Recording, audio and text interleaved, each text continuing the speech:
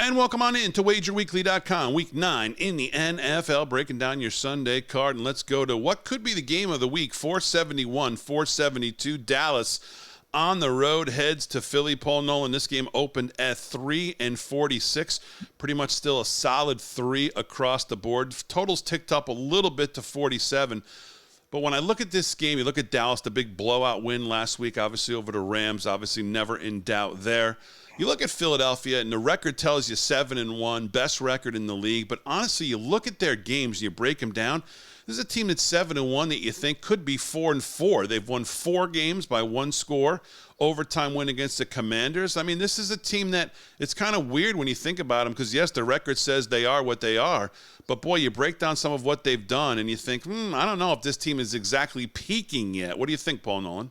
Well, look, the Eagles, to me, have not looked dominant at all. Obviously, the Jalen Hurts injury has been an issue.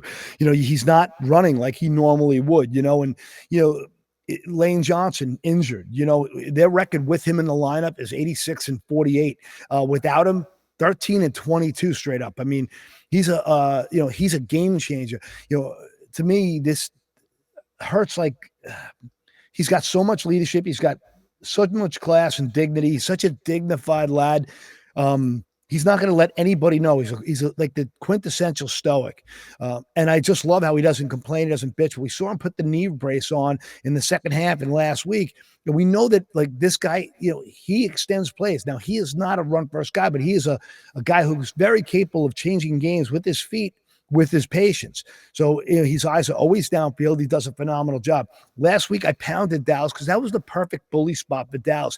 But Dallas is really good, and Dak is really good against division opponents. Now, in fairness, his record's inflated because he's gone against an absolutely moribund giant organization. I think he's 10-0 against them, and an absolutely pitiful Dan Snyder run Washington disgrace. So it does inflate the record there, but he's had some success against the Eagles as well. So my first initial reaction was this should be a letdown spot for Dallas off that blowout win, and the Eagles should be thinking to themselves, this is an absolute must-win game before their bye, right there.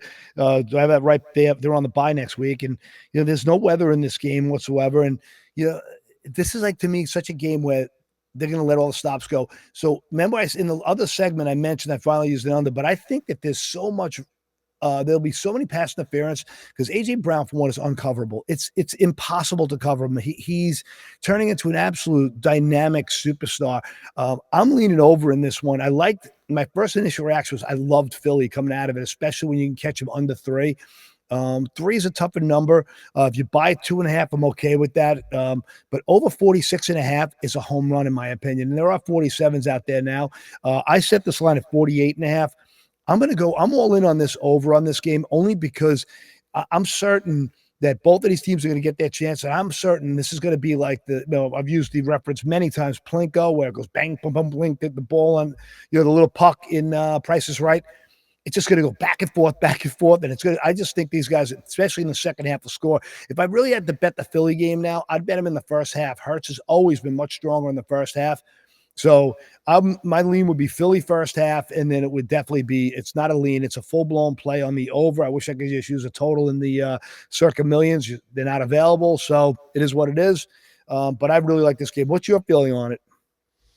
I'm kind of with you. I mean, honestly, I think this game could come down to I could see this game ending on 3, quite frankly. I don't know which way, either Dallas or Philly winning it by 3, but I could see the game ending on 3. Listen, Dallas has won and covered 4 the last 5. This is a game they're going to be up for. This is a team they know well. My problem with Dallas is always the damn coach, because as many weapons as they have, and look at their special teams this year. The special teams have been better than they've ever been. This kid hasn't missed. This Brandon Aubrey hasn't missed yet. So their special teams has been great. But for me, it's the coach is always the weak point with this team. I can't trust them. So if I had a lean, I do like your over. I mean, I could see this thing where you could get both teams. I mean, you could get a shootout in the first half, or you could get both teams, you could have a 21-14 halftime score, something like that, 21-17, who knows? I do like your over more than I like the side here, because honestly, for me, this is a side, this game could end in a push, this game could end on 3. I wouldn't be surprised to see that. Yeah, I agree with you, McCarthy. He's a disaster, but he did show me something last week. Because like I said, I watched that game as my main game, was my biggest bet of the week. I absolutely loved them last week. The perfect bully spot, but you know, I hate to give McCarthy credit because I really think he's a tool bag, but he really had so much pre-snap motion. He really had he gave the offense a lot of different looks. He gave Dak a lot of schemed open first reads, which Dak needs to settle into a game. Obviously, the pass rush is almost non-existent for the Rams outside of Donald. This pass rush this week is going to be better, but this offensive line for the Cowboys has been playing lights out. Smith has looked as good as ever, so I think they're going to be able to neutralize the pass rush a little bit. I think they're going to get Dak a lot of those first reads, and I'm really confident both of these teams are going to get scoring. And I wouldn't be surprised if the refs really get involved with PIs everywhere, holding calls. I think they're going to want to turn this. I think the league is really knows they need to not give defenders such leeway in the secondary like they've been, and they have been.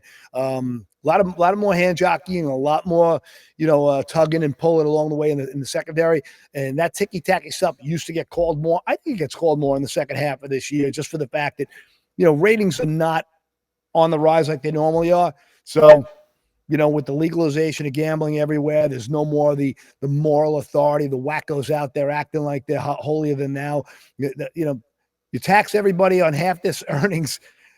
They should be allowed to entertain themselves with responsible wagering. If you have a problem, most importantly, call 1-800-GAMBLE, get help, seek help. If you're a degenerate and you're a junkie and you can't control, you're powerless over gambling, you absolutely positively have to get help. Set a budget, go small, 1%, 3%, 5% of your bankroll is what you should be betting. This is entertainment. Enjoy yourself. Don't wreck yourself.